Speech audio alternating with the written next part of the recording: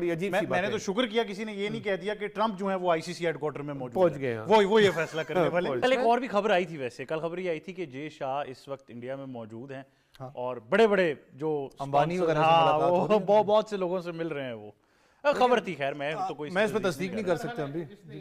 ہاں یہ کوئی ٹھیک نہیں ہے وہ، اس لیے کہ جے شاہ میرے اطلاعات کے مطابق آئی سی سی ہیڈ کوارٹرز میں نہیں اس وقت وہ آئی او سی کی کوئی میٹنگز ہیں.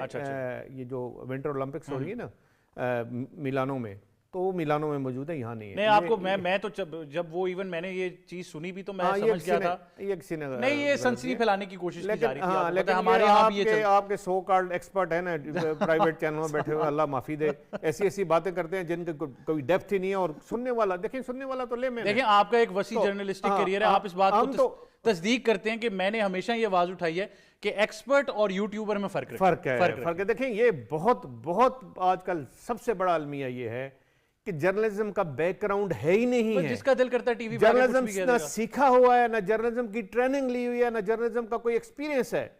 اور وہ آپ آ کے ایسی باتیں کرتے ہیں، لوگوں کو گمراہ کرتے ہیں. خدا کا خوف کریں، اس طرح کی باتیں نہ کریں، نارمل باتیں کریں جو ریالٹی ہے اس کے قریب جائیں. اپنی طرف سے اپنی وہ ٹیبل سٹوریاں نہ گھڑیں. میں نے تو شکر کیا میں نے تو شکر کیا کسی نے یہ نہیں کہہ دیا کہ ٹرمپ جو ہے وہ آئی سی سی ہیڈ کوارٹر میں موجود پہنچ گئے ہیں. وہ یہ فیصلہ کرنے والے. تو آپ کو پیک کر سکتے ہیں اس دوران اتنا. دیکھیں یہ جو انسرٹنٹی ایون جو بنگلہ دیش والی تھی، موئی شاہ صاحب نے بھی یہ بات کی تھی، میں نے بھی کی، ثنا بھی موجود تھی، اویس بھی تھے. ہم بار بار یہ کہہ رہے تھے کہ اس سارے سیناریو میں جو ڈس انفارمیشن ہے وہ بڑی خطرناک ہے. بنگلہ دیش کے معاملے میں بھی آئی سی سی نے تب تک ایک سٹیٹمنٹ نہیں دی جب تک پروپیگنڈا اس حد تک پہنچ گیا تھا کہ جعلی اکاؤنٹ سے کوئی دھمکیاں اور اس طرح کی چیزیں شروع ہو گئی تھی. تو ڈس انفارمیشن نے تو اس پورے سیناریو کو میرے خیال سے بہت خراب کیا. اور پاکستان کے معاملے میں بھی اکراس دا بارڈر پروپیگنڈا ہو رہا ہے، پوری دنیا سے جو ڈس انفارمیشن آ رہی ہے اس کو اگر آپ چاہتے ہیں کہ اس کا امپیکٹ نگیٹ ہو تو وہ تبھی ہو سکتا ہے جب آئی سی سی کی طرف سے کوئی کمیونیکیشن آئے گی.